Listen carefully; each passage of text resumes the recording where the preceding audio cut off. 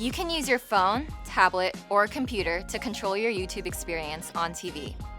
In this video, we'll show you how to watch YouTube on TV with Chromecast, Cast, and Airplay.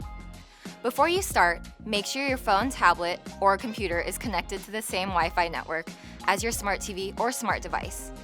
You'll also need to have Chromecast or a smart device already enabled. If you need help setting up your Chromecast, click the link in the description below.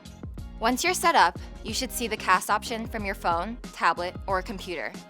To cast to your TV, click or tap on the cast icon.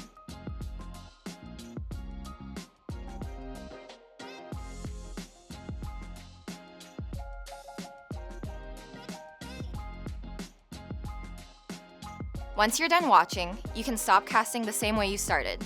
From your phone or computer, select the cast icon. Then choose Stop Casting.